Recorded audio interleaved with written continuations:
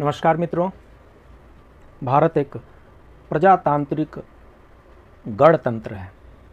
यहाँ पर प्रजा के द्वारा चुने हुए शासकों द्वारा शासन किया जाता है और ऐसे में इलेक्शन कमीशन का सिग्निफिकेंस बढ़ जाता है। चुनाव आयोग हर बार ये प्रयास करता है कि जो नंबर ऑफ वोटर्स है, वोटिंग परसेंटेज है, उसको कैसे इंक्रीज किया जाए, कैसे बढ़ाया जाए। और सच में पूछा जाए तो लोकतंत्र की सफलता का जो सबसे बड़ा रहस्य है वो परसेंटेज ऑफ वोटर पर डिपेंड करता है। अगर वोटिंग अच्छी होती है तो इसका मतलब ये हुआ कि नागरिकों ने अपने पसंद के नेता को, अपने पसंद की शासन को चुना है। और अगर वोटिंग कम होती है तो इसका मतलब ये हुआ कि गिने चुने लोगों द्वारा ही वोटिंग की गई है और बहुत से लोग उस वोटिंग में शामिल नहीं हो पाए हैं। और इसलिए ये सही अनुमान लगाना मुश्किल हो जाता है कि जो सरकार चुनी हुई है वो कितनी बड़ी गणतांत्रिक सरकार है और कितनी उससे उम्मीद की जा सकती है। गत वर्ष में 2-4 दिन पहले ही, ये 29 दिसंबर का ये न्यूज़पेपर है और 29 दिसंबर के न्यूज़पेपर की एक कटिंग है और जिसमें यह है कि देश में कहीं से भी डाल सकेंगे वोट, खत्म होगी घर जाने की झंझट। चुनाव आयोग ने तैयार किया plan. Election commission develops remote voting machine, a prototype of remote EVM. Remote voting के लिए चुनाव आयोग ने prototype remote electronic voting machine को तैयार किया है। यह मशीन एक पोलिंग बूथ से 72 अलग अलग निर्वाचन क्षेत्रों में वोटिंग करवा सकती है। ये जो है हेडलाइन है 29 दिसंबर की न्यूज़पेपर की। थोड़ा आगे बढ़ते हैं। इंग्लिश न्यूज़पेपर है ये, द हिंदू, और इनका कहना है election commission says ready with remote EVM which will enable migrants to vote outside their states. So remote electronic voting machines can handle multiple constituency from a single remote polling booth. It is again 29 December, the Hindu newspaper. एक और newspaper है और उनकी headline ये है कि प्रवासी voters के लिए सुविधा, अब दूसरे शहर से भी कर सकेंगे मतदान। इलेक्शन कमीशन जल्द करेगा रिमोट ईवीएम का परीक्षण। तो प्रश्न ये उठता है कि ये ऐसे जो ये इन्फॉर्मेशन है ये लाइमलाइट में क्यों बन रहा है। इलेक्शन कमीशन ऐसा क्या करने जा रहा है और इसका प्रजातंत्र पर, प्रजातांत्रिक सरकार पर, डेमोक्रेटिक कंट्री में जो एडमिनिस्ट्रेशन है उस पर क्या प्रभाव पड़ने वाला है। आइए इसको समझते हैं सबसे पहले इसके बैकग्राउंड से। तो जैसा कि हम सबको पता है, अब्राहम लिंकन साहब का कहना है कि democracy is a rule of the people, for the people and bye the people. Right. ये डेमोक्रेसी ऐसा ही सिस्टम है कि जिसमें democracy is a rule of the people, it is for the people and it is by the people. कहने का मतलब कि कोई एक ऐसा एडमिनिस्ट्रेटिव सिस्टम है जिसमें उन्हीं के द्वारा उन्हीं के लिए रूल किया जाता है। That means that democracy is a form of government in which the rulers are elected by the people. The citizens of the country elect the government to rule the country and the elected government work for the welfare of the people। सीधी सी बात है। Democratic जो form of government है इसमें जो rulers होते हैं वो हमारे बीच के होते हैं, हम उन्हें इलेक्ट करते हैं। हमें कैसा रूलर चाहिए? हमें ऐसा रूलर चाहिए जो हमारे वेलफेयर के लिए काम करे। तो इसलिए चुनाव का महत्व तो बढ़ ही जाता है। हिंदी में इसको देखते हैं। लोकतंत्र की परिभाषा अब्राहम लिंकन जी के शब्दों में, लोकतंत्र जनता के लिए और जनता द्वारा शासन प्रमाणिक मानी जाती है। लोकतंत्र में जनता ही सत्ताधारी होती है, जनता की अनुमति से ही शासन होता है और उसी प्रगति ही शासन का एकमात्र लक्ष्य होता है। ध्यान देने वाली बात है, जो जनता है उस जनता का जो वेलफेयर है, जो उसका प्रोग्रेस है, जो उसकी प्रगति है, वही शासन का एकमात्र लक्ष्य होता है डेमोक्रेसी में। और ये कार्य तब तक होना दुष्कर है जब तक हम अपने पसंद के लोगों को शासक नहीं बना देते। अगर हम अपने घरों में बैठे रहें और कुछ चुनिंदा लोग जाकर के वोटिंग करें और उनके पसंद का कोई रूलर आता है तो जाहिर है वो रूलर उन वोटर्स के हिसाब से ही काम करेगा जिन्होंने वोटिंग किया है। जो वोट किए ही नहीं उनके अनुसार वो क्यों काम करेगा और कैसे काम करेगा। तो इसलिए चुनाव या निर्वाचन लोकतंत्र का एक महत्वपूर्ण प्रक्रिया है। निर्वाचन लोकतंत्र का एक महत्वपूर्ण प्रक्रिया है जिसके द्वारा जनता अपने प्रतिनिधियों को चुनती है। चुनाव के द्वारा ही आधुनिक लोकतंत्र के लोग विधायिका, कभी कभी न्यायपालिका एवं कार्यपालिका के विभिन्न पदों पर आसीन होने के लिए व्यक्तियों को चुनते हैं। चुनाव के द्वारा हम प्रधानमंत्री चुनते हैं, प्रधानमंत्री राष्ट्रपति को चुनते हैं। सो चाहे डायरेक्ट इलेक्शन हो चाहे इनडायरेक्ट इलेक्शन हो, हमारा प्रतिनिधि ही आगे वाले प्रतिनिधि को चुनता है, हमारा प्रतिनिधि ही शासन करता है और हमारा प्रतिनिधि ही किसी न किसी के वेलफेयर के लिए कार्य करता है। वो किसके वेलफेयर की कार्य करेगा? जो उनको वोटिंग करते हैं। जो उनको वोटिंग करते ही नहीं है उनके वेलफेयर का कैसे कार्य करेगा? तो तब तो जो इलेक्शन हो जाएगा वो एडल्ट फ्रेंचाइज होगा ही नहीं, वो तो एडल्ट सफरेज होगा ही नहीं, वो तो यूनिवर्सल होगा ही नहीं, वो सार्वभौमिक चुनाव होगा नहीं, वो तो एलाइट ग्रुप द्वारा हो जाएगा। इसलिए अगर डेमोक्रेसी को जिंदा रखना है, अगर डेमोक्रेसी का विकास होते रहना चाहिए, तो ये इलेक्शन कमीशन की ड्यूटी बन जाती है कि वो ये सुनिश्चित करें कि अधिक से अधिक नागरिकों की निर्वाचन प्रक्रिया में भागीदारी हो सके। उसके लिए तरीके अपनाने हैं, अपनाए जाए, उसके लिए रूल बनाने हैं, बनाए जाए, उसके लिए इलेक्ट्रॉनिक मशीन का यूज़ करना है, किए जाए। बट जैसे जैसे प्रजा की भागीदारी बढ़ेगी वैसे वैसे ही वेलफेयर स्टेट का हम एटलीस्ट होप कर सकते हैं। 100 में से अगर 50 लोग ही वोटिंग करते हैं तो बाकी 50 ने तो वोटिंग ही नहीं किया, और ये जो 50 लोगों ने वोटिंग किया उसमें से जिसको 30 जिसको वोट मिल गए वो विनर हो गया, जिसको 25 मिला वो विनर नहीं हुआ। अगर 3-4 पार्टियां हो गई तो जिसको 10-10 मिला वो विनर नहीं हुआ, जिसको 15 मिला वो विनर हो गया। तो 100 में से 15 या 20 लेकर के विनर होने वाले को जनता के दुख दर्द का क्या एहसास है। इसलिए हमें ऐसा करना है कि इलेक्शन प्रोसेस में बढ़ चढ़ करके ही भागीदारी लेनी है, बढ़ चढ़ करके हिस्सेदारी लेनी है, और इसमें सबसे बड़ा रोल जो होता है वो इलेक्शन कमीशन का होता है। इलेक्शन कमीशन हर बार इलेक्शन होता है और हर बार इलेक्शन होने के बाद से वो अपना जो रिव्यू करते हैं, रिव्यू करने के बाद से हर बार चुनाव में गिरता मतदान प्रतिशत निर्वाचन आयोग के लिए एक चुनौती बनते जा रहा है। तमाम अपीलों और जागरूकता अभियानों के बावजूद हर चुनाव में कई निर्वाचन क्षेत्रों में 50% से भी कम मतदान हो पाता है। इस तरह जनप्रतिनिधित्व का मकसद ही अधूरा हो जाता है। इसे दूर करना निर्वाचन आयोग का नैतिक और संवैधानिक दायित्व है। चुनाव आयोग को, निर्वाचन आयोग को ऐसे कार्य करने चाहिए, ऐसे तरीके ढूंढने चाहिए जिससे जो मतदान का प्रतिशत है वो बढ़ सके। चुनाव में गिरते मत प्रतिशत के पीछे अपने मूल निवास में, मूल स्थान से दूर शहरों और कस्बों में जा बसे लोगों को अपने मताधिकार का उपयोग न कर पाना भी एक बड़ा कारण है। ठीक है, तो चुनाव में मतदान में जो प्रतिशत कम हो रहे हैं उसके कई कारण हो सकते हैं, जिनमें से एक बड़ा कारण अपने शहरों से, अपने गांवों से दूर कहीं अन्य जाकर के कार्य क्षेत्र में, चाहे वो एजुकेशन के लिए गए हों, जॉब के लिए गए हों, स्वास्थ्य लाभ के लिए गए हों या और किसी भी कारण से गए हों, जो भी प्रवासी हो चुके हैं उनको सिर्फ और सिर्फ इलेक्शन हो, सिर्फ और सिर्फ वोटिंग के लिए दूर तक की यात्रा करना उनको सूट नहीं करता, उनके लिए खर्चीला लगता है, इसलिए वो जाना नहीं चाहते। तो इलेक्शन कमीशन इसके पीछे पड़ा हुआ है कि ऐसा क्या किया जाए जिससे ये जो प्रवासी भारतीय हैं, जो सो कॉल्ड एक जगह से दूसरे जगह जा करके अपने रोजी रोटी में लग गए हैं, उनकी वोटिंग कैसे सुनिश्चित की जाए। अगर उनकी वोटिंग सुनिश्चित कर दी जाती है तो निश्चित रूप से चुनाव आयोग के लिए ही नहीं, प्रजातंत्र के लिए भी एक बिगुल बजाने वाला काम होगा, एक मील के पत्थर साबित हो जाएगा प्रजातंत्र के विकास के लिए। एग्जाम्पल है, अगर बिहार में चुनाव है और वहाँ के लाखों मतदाता दिल्ली, गुजरात, मुंबई, पुणे, श्रीनगर आदि जगहों पर बिखरे हुए हैं, तो उन्हें कैसे मतदान की सुविधा उपलब्ध कराई जाए और फिर उनकी गणना आदि कैसे की जाए, यह एक जटिल काम हो सकता है।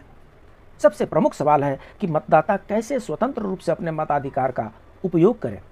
मगर जैसा कि निर्वाचन आयोग का दावा है, उससे लगता है कि उसने इन तमाम पक्षों पर गंभीरता से विचार कर लिया है। तो अभी क्या रहा है? सुविधा का मतदान। जी हाँ, ये चुनाव आयोग ये अच्छी तरीके से जानता है कि मताधिकार की सफलता इसी बात में है कि हर नागरिक इसका उपयोग कर सके, मगर पढ़ाई लिखाई, नौकरी, रोजगार, दिहाड़ी मजदूरी आदि के चलते बहुत सारे लोग अपना मूल स्थान छोड़ करके विभिन्न राज्यों में रहने को विवश हैं, इसीलिए वे चुनाव में अपना मताधिकार का उपयोग नहीं कर पाते हैं। ये जनसत्ता से लिया गया है, जनसत्ता का 31 दिसंबर का ऐसा स्टेटमेंट है। तो अभी क्या है, निर्वाचन आयोग के मुताबिक पिछले आम चुनाव में करीब 30 करोड़ लोग अपने मताधिकार का इस्तेमाल नहीं कर पाए। सोचिए, जो पिछला आम चुनाव था 2019 में, उसमें लगभग 30 करोड़ लोग अपने मताधिकार का प्रयोग नहीं कर पाए। ऐसा हर चुनाव में होता है, इसलिए लंबे समय से मांग उठती रही थी कि ऐसे लोगों के लिए मतदान का कोई व्यवहारिक उपाय निकाला जाए। उसी के मद्देनजर निर्वाचन आयोग ने घरेलू प्रवासियों के लिए रिमोट वोटिंग मशीन यानी RVM शुरू करने का प्रस्ताव पेश किया है। इस पर विचार विमर्श के लिए सभी राजनीतिक दलों को आमंत्रित किया गया है। आयोग का कहना है कि इस मशीन को त्रुटिहीन बनाया और इंटरनेट से नहीं जोड़ा जाएगा। हालांकि इस प्रक्रिया को लागू करने की राह में कई कानूनी और तकनीकी रोड़े भी हैं जिन्हें दूर करना जरूरी है, मगर आयोग फिलहाल इसे प्रायोगिक तौर पर, जिसको पायलट प्रोजेक्ट कहते हैं, प्रायोगिक तौर पर लागू करना चाहता है और फिर इस दिशा में आगे बढ़ा जा सकेगा। कई चुनाव विशेषज्ञ इसे एक क्रांतिकारी पहल मान रहे हैं। अब बात यह है कि ऐसी क्रांतिकारी पहल की, ऐसी सुविधा का मतदान की जरूरत क्या पड़ी है भाई? रिमोट वोटिंग मशीन की आवश्यकता क्यों पड़ी है? तो प्रतिकूल परिस्थितियों के कारण मतदाता अपने पंजीकरण के स्थान से शहरों और अन्य स्थानों पर शिक्षा, रोजगार और अन्य उद्देश्यों के लिए प्रवासन करते हैं। उनके लिए वोट डालने के लिए अपने पंजीकृत मतदान केंद्रों पर लौटना उनके लिए मुश्किल हो जाता है। ये हम सबके साथ होता है, स्पेशली जितने सेंट्रल गवर्नमेंट के एम्प्लॉई हैं, इनके लिए तो इलेक्शन टाइम में वहाँ वापस जाना और भी मुश्किल काम हो जाता है।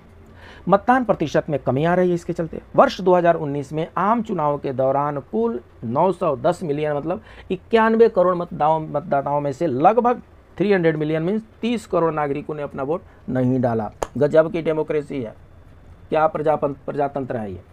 91 करोड़ जो वोटर्स हैं उसमें से 30 करोड़ वोटर्स ने वोटिंग नहीं की। इसका मतलब कि 30%, लगभग 33% लोगों ने तो वो वोटिंग के लिए गए ही नहीं। तो जहाँ पे एवरेज वोटिंग ही 65% से 70% हो रही है, वहाँ पे उच्च प्रकार का मतदान और उससे उत्पन्न हुई डेमोक्रेटिक सिचुएशन को कैसे और उच्चतम बनाया जा सकता है। और इसलिए ज़रूरी है कि इस चुनाव प्रक्रिया में ये 30 करोड़ नागरिक हैं जो वंचित रह जाते हैं वोटिंग के लिए, इन 30 करोड़ नागरिकों को शामिल किया जाए। इन 30 करोड़ लोग नागरिकों के वोटिंग प्रोसेस में शामिल होने से प्रजातंत्र सचमुच में प्रजातंत्र हो जाएगा और ये देश जो कभी सोने की चिड़िया के नाम से जानी जाती थी, पुनः सोने की चिड़िया के रूप में स्थापित हो पाएगी। इसलिए चुनाव आयोग के इस कदम की हम भूरी प्रशंसा करते हैं। लगभग 30 करोड़ मतदाता जिन्होंने विभिन्न और स्पष्ट कारणों से मतदान नहीं किया था, उनको फैसिलिटेट करने का जो दायित्व है वो चुनाव आयोग का है। अगर चुनाव आयोग इन 30 करोड़ मतदाताओं से भी मतदान करवा लेती है तो यकीन मानिए भारत का जो लोकतंत्र होगा वो विश्व के पटल पर एक बहुत बड़ा इतिहास रचने की तरफ आगे बढ़ जाएगा। विश्व इससे सीख लेने लगेगा, क्योंकि तब सभी लोग अपना मतदान करेंगे और तब रियल डेमोक्रेटिक प्रोसेस में जो इलेक्शन होता है, उस रियल डेमोक्रेटिक प्रोसेस में इलेक्टेड मेंबर्स हमारे कंस्टिट्यूएंसी में जाएंगे। अभी जो इलेक्शन हो रहा है जिसमें 30 करोड़ लोग अपीयर ही नहीं हुए, ये कुछ ही लोगों के द्वारा इलेक्टेड किए हुए हैं। अगर सबके द्वारा इलेक्शन हो जाए, सबके लोग वोटिंग करें, तो हो सकता है कि इक्वेशन कुछ और हो। तो जो वोटिंग शुरू हुई, सबसे पहले वोटिंग का ये फॉर्मेट था, एक बैलेट बॉक्स होता था, ये बैलेट पेपर होते थे और इसमें वोटिंग करते थे। इसमें स्वास्तिक का मुहर मारा जाता था और इसको इस डिब्बे में डाला जाता था। कैसे पड़ता था ये देख लीजिए, ऐसे होते थे बैलेट बॉक्स। बैलेट बॉक्स में डाले जाते थे और इस तरीके से पहले ऐसे ही इलेक्शन होता था। बड़ा टाइम कंज्यूमिंग होता था, बड़ा एक्सपेंसिव भी होता था और वोटिंग का जो काउंटिंग होती थी, काउंटिंग में 1-1 हफ्ते लग जाते थे। और भी इसमें बहुत सी ऐसी चीज़ें थी जिससे बाहर निकलना था और इसलिए इससे हम बाहर निकल चुके हैं। इसके बाद इसके साथ ही कुछ कैटेगरी के ऐसे सिटीजन्स होते हैं जिनको इलेक्शन कमीशन ने वोट बाय मेल के लिए ऑथराइज़ किया है। सीनियर सिटीजन्स वगैरह और भी कुछ कैटेगरी के लोग हैं, वो लोग चाहे कहीं भी रहें, वो वहाँ से वोट बाय मेल मतलब वोटिंग करके और बाय पोस्टल बैलेट में उसको भेज सकते हैं। वहाँ पर जाकर के सबसे पहले जो काउंटिंग होती है वो पोस्टल बैलेट की होती है। यहाँ से आगे निकले और यहाँ से आगे निकलने के बाद से हम आते हैं अब ईवीएम में, इलेक्ट्रॉनिक वोटिंग मशीन में। ये एक फॉर्मेट है इलेक्ट्रॉनिक वोटिंग मशीन का। इस वोटिंग मशीन में कुछ 30 कैंडिडेट्स के नेम होते हैं, उनके पार्टी के सिंबल होते हैं और उस सिंबल के आगे किसी भी हमें जिसको अच्छा लगता है नाम और पार्टी के नाम के आगे हम जिसको देना चाहते हैं वहाँ पर हम वो उसको टच करते हैं उस बटन को और वो बटन ग्रीन हो जाता है और ग्रीन होने के बाद से एक बीप साउंड आता है और तब हमारा वोटिंग का प्रोसेस उस वहाँ पर कंप्लीट हो जाता है, हमारा वोटिंग कन्फर्म हो जाता है। जैसे ही ग्रीन आएगा कन्फर्म हो जाता है। हम में से बहुत लोग जो 30 करोड़ लोग हैं, जो पिछले इलेक्शन में 30 करोड़ नागरिक जो वोटिंग में नहीं जा पाए, जो वोटिंग नहीं कर पाए, शायद वे लोग ईवीएम को देखे भी नहीं होंगे। प्रैक्टिकली टीवी में देखे होंगे, अभी देख रहे होंगे, लेकिन ईवीएम मशीन टच करने के लिए वोटिंग तो करना ही पड़ता है ना।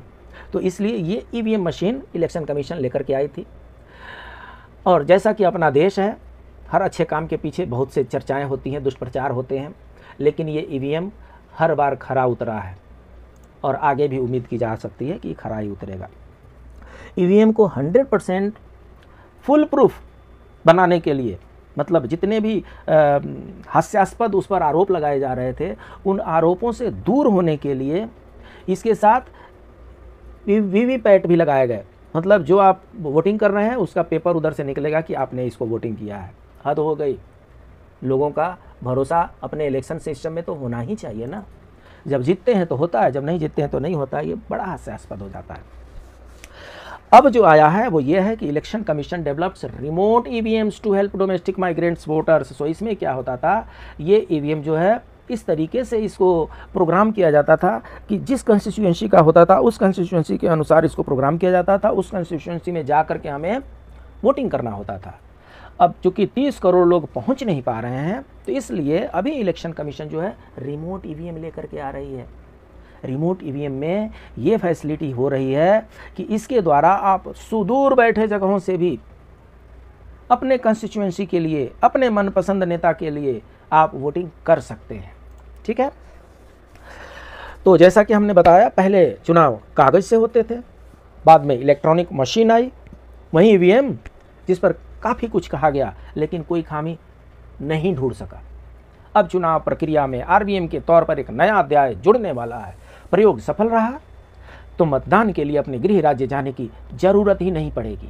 जो जहां है वहीं से वोट डाल सकेंगे। जैसे बिहार के कटिहार, पूर्णिया, अररिया जिले या बंगाल, त्रिपुरा के लोग दिल्ली में नौकरी कर रहे हैं तो वोट डालने के लिए घर जाने की जरूरत नहीं होगी। कश्मीर में बैठा कन्याकुमारी का शख्स भी वोट डाल सकेगा। वैसे ये काम इतना आसान भी नहीं है। आयोग के अधिकारी सुदूर मतदान केंद्रों में डाले गए वोटों की गिनती और उसके द्वारा राज्यों में भेजने की व्यवस्था को तकनीकी चुनौती के रूप में ले रहे हैं। लेकिन यह तय है कि ईवीएम की तरह ही आरवीएम को भी मजबूत और त्रुटि रहित व्यवस्था के रूप में विकसित करने में इलेक्शन कमीशन कामयाब होगा, सफल होगा। इसकी हम मंगल कामना करते हैं। इसमें क्या होता है, क्या है रिमोट वोटिंग की प्रोसेस। मान लीजिए कि आप बिहार के निवासी हैं लेकिन मतदान के दिन आप उत्तर प्रदेश में हैं, तो आप वहां से वोटिंग कर सकेंगे। मतदान के लिए उन्हें घर लौटने की जरूरत नहीं होगी। इसके लिए हर शहर में रिमोट वोटिंग स्पॉट बनाए जाएंगे जहां पर जाकर के वोटिंग कर सकेंगे। वोटिंग ईवीएम की तरह ही एक मशीन से होगी। मुख्य चुनाव आयुक्त राजीव कुमार के अनुसार यह प्रक्रिया उन लोगों के लिए फायदेमंद होगी जिनका रवैया वोट डालने का नहीं होता है, टालम टोल करने का होता है। यह मशीन एक क्रांतिकारी बदलाव लाएगी जिससे एक पोलिंग बूथ से कम 72 निर्वाचन क्षेत्रों को कवर किया जा सकेगा। समझ लीजिए थोड़ा टेक्निकली क्या है, एक ईवीएम मशीन में इस तरीके के सॉफ्टवेयर फीड किए जाएंगे कि उसमें 72 कंस्टिट्यूएंसी के सिंबल आ सके। 72 कंस्टिट्यूएंसी के सिंबल एक ईवीएम में आ सके। तो अगर जो जनरल इलेक्शन में इंडिया में होते हैं उसमें 543 सीट्स का इलेक्शन होता है। सो 543 सीट्स के इलेक्शन होते हैं, तो लगभग 8 7 56 560 हो जाएंगे, 7 7 49 490 हो जाएंगे। लगभग 8 मशीन, लगभग 8 ईवीएम की ज़रूरत पड़ेगी एक प्लेस पे। अगर एक जगह पे 8 आरवीएम रख देंगे तो एक आरवीएम से 72 कंस्टिट्यूंसी कवर होगी। तो 8 से 8 7 56 560 तक कवर हो सकता है। हमें तो 543 का ही करना है। तो 543 के लिए एक जगह पे 8 मशीन रखी जा सकती है। ये अभी का प्लानिंग है।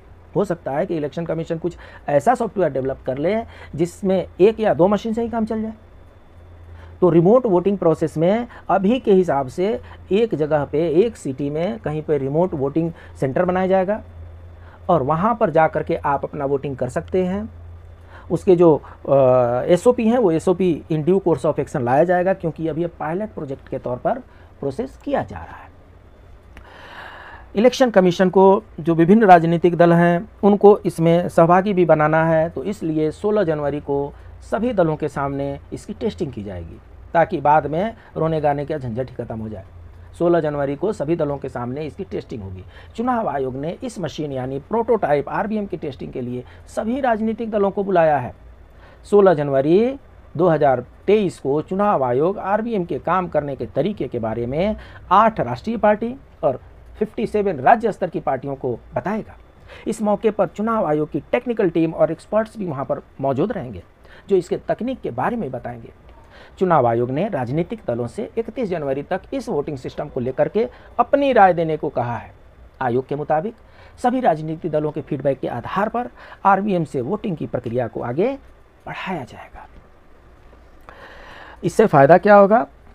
तो जैसा कि हम पहले ही चर्चा कर चुके हैं, इससे चुनाव में बढ़ेगी लोगों की भागीदारी, और जब चुनाव में लोगों की भागीदारी बढ़ेगी तब जनतंत्र होगा मजबूत, तब लोकतंत्र होगा मजबूत, तब गणतंत्र होगा मजबूत।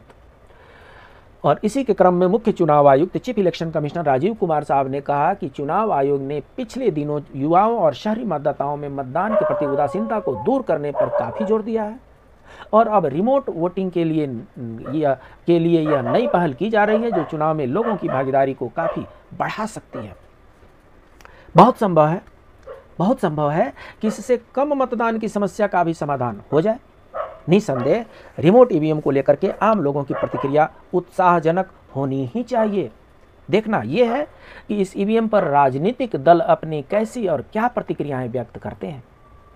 उचित यही होगा कि वे नीर-छीर ढंग से अपनी प्रतिक्रिया दें और नकारात्मकता के बजाय सकारात्मक रवैया अपनाएं। यह अपेक्षा इसलिए क्योंकि कुछ राजनीतिक दल ईवीएम को लेकर के सवाल उठाने के आदी हो गए हैं।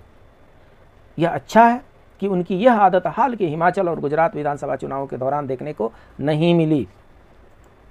चाहे वो पॉलिटिशियन हो, चाहे नेता हो और चाहे नागरिक हो। ये नेता भी तभी तक है जब तक लोकतंत्र जीवित है, और ये नागरिकों के पास नागरिक का अधिकार भी तभी तक है जब तक लोकतंत्र स्वस्थ है, मजबूत है। अगर लोकतंत्र ही नहीं रहेगा तो नागरिकता तो ऐसे ही क्वेश्चनेबल हो जाती है। और कैसे नेता, कौन से नेता? राजतंत्र में कोई नेता नहीं होता, नेता तो लोकतंत्र में होते हैं।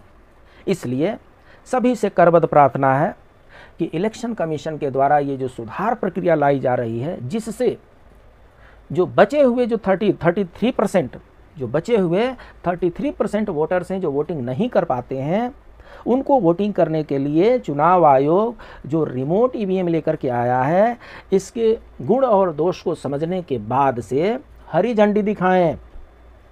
राजनीति अपनी जगह और लोकतंत्र अपनी जगह। लोकतंत्र रहेगा तभी राजनीति होगी। राजनीति लोकतंत्र के कॉस्ट पर नहीं होगी। राजनीति लोकतंत्र को खतरे में डालने के लिए नहीं होनी चाहिए। राजनीति अपनी पारिवारिक विरासत को बढ़ाने के लिए नहीं होनी चाहिए। ये लोकतंत्र है और यहाँ पर हर एक को मेंबर बनने का भी अधिकार है और नागरिक बनने का भी अधिकार है। तो इसलिए इस देश के जितने नागरिक हैं और जितने नेता हैं, उन सबसे करबद्ध प्रार्थना है कि जितने भी उनके शंका हैं उनका समाधान 16 जनवरी को कर लीजिए और सकारात्मक रवैया अपनाते हुए जो चुनाव आयोग जो क्रांतिकारी कदम लेकर के आया है उसका सपोर्ट करें, सहयोग करें। आपके सहयोग करने से लोकतंत्र की जड़ें मजबूत होंगी। लोकतंत्र की जड़ें मजबूत होगी तो भारत माता का जो कलेवर है वो बढ़ेगा, भारत की जो तस्वीर है वो बदलेगी और भारत विश्व गुरु की तरफ अग्रसर होगा। इसलिए अगर भारत को मजबूत बनाना है, जब देश होगा तभी नेता होंगे, अगर देश ही नहीं रहेगा तो नेता कैसे होंगे। इसलिए देश की संप्रभुता को बनाए रखने के लिए, देश के विकास की चाल को और रफ्तार देने के लिए ये जरूरी है कि लोकतंत्र में जो भी बन सके उसको मजबूती दिया जाए। जो भी बदलाव की ज़रूरत है उसमें सकारात्मक रवैया अपनाया जाए। बार बार अपने ही स्वार्थ के पीछे न पड़ करके सामाजिक स्वार्थ के बारे में सोचा जाए। देश रहेगा तभी हम रहेंगे, लोकतंत्र रहेगा तभी हम सुरक्षित रहेंगे। और लोकतंत्र को मजबूत करने के लिए जो कोई भी कदम उठाया जाए उसे स्वागत योग्य मानना चाहिए। उम्मीद है सभी लोग, चाहे नेता हों चाहे नागरिक हों, इसमें सहयोग देंगे और लोकतंत्र की जड़ों को मजबूत करने का अपने तरफ से भी अथक प्रयास करेंगे। जिन्होंने सब्सक्राइब नहीं किया है सब्सक्राइब करें, लाइक करें, कमेंट करें। और आपके कमेंट्स का हमें बड़ी बेसब्री से इंतजार रहता है। आपके कमेंट जो है हमारा मनोबल बढ़ाते हैं, इसलिए please to like, share, comment. मिलते हैं अगले क्लास में, मिलते हैं एक नए टॉपिक के साथ, एक नए समसामयिक घटना के साथ। तब तक के लिए इलेक्शन कमीशन को सहयोग करते रहिए। प्रजातंत्र को बढ़ाने के लिए, प्रजातंत्र को मजबूत करने के लिए, भारत माता के ऐश्वर्य को बढ़ाने के लिए जो कुछ भी हो सकता है सहयोग कीजिए। नमस्कार।